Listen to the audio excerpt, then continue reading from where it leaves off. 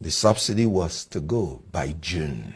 In politics, one day is enough to do the miracle or the damage.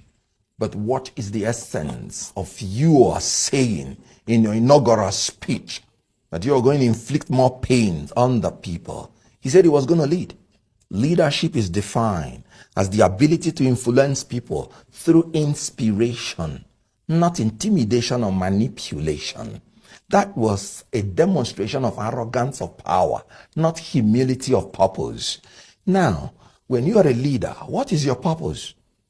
Is it to inflict more pains on the people? No. And you have to be humble about it, especially when the problem emanated from the incompetence and dishonesty of leaders, not from the complicity of the people. Now, let me start by saying, so that you do not misinterpret me as ever supporting anything about oil fuel subsidy. If there is anything that irritates me to my bones, is the issue of subsidy. I wouldn't have voted for anybody who said he was going to maintain oil subsidy. And I'm very serious about that. What is the wisdom in an oil producing country paying more than 7-point-something trillion to foreign countries to refine your oil and send it back to you? You paying their shipping line, you building their refineries abroad, when you have your 4 refineries already built. So you support his move then? No, listen to me. Right. I am saying that I hate everything about oil subsidy. And I agree with anybody who says it's fraudulent, it's criminal, and has no business in the first place in the Nigerian economy. Like I said. Well, that's why he removed it. No. We should be as careful in coming out of oil subsidy as we were careless in going into it. We displayed recklessness and carelessness going into it in the first place. So when you are coming out, you wouldn't be as careless as you were going in. So what I'm saying is, when you want to remove it, there are 2 fundamental bases, and I talk now as an economist, that you must fulfill in order to make sure that you don't destroy the economy before building it post-oil subsidy.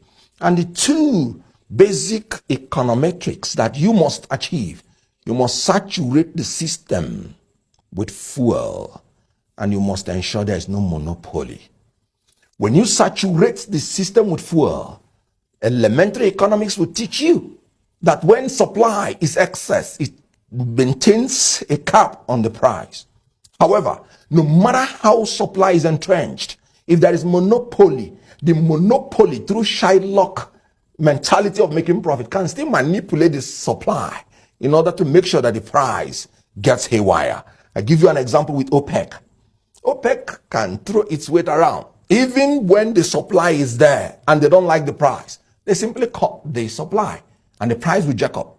That is what is happening in Nigeria. You should factor it in. Some people have been feeding big on that general corrupt tendency of oil subsidy manipulation to fill in their pocket. So when you want to deal with such things, you have to be careful coming out. You don't need to pronounce it. Like I said, why I said it's a demonstration of arrogance of power. It's just, you just want to tell people that as president, my word is law. Nothing else. Because the other regime has given you a leeway. What he said is unlawful.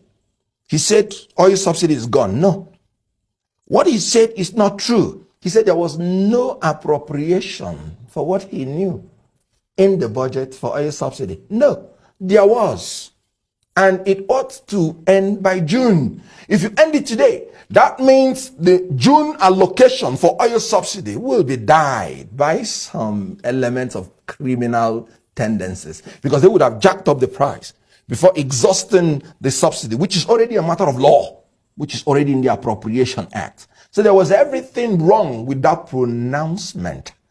And it is anti-labor, it is anti-people, not because that I support oil subsidy, but because of the recklessness with which they are managing the exit of the oil subsidy. Right. Well, the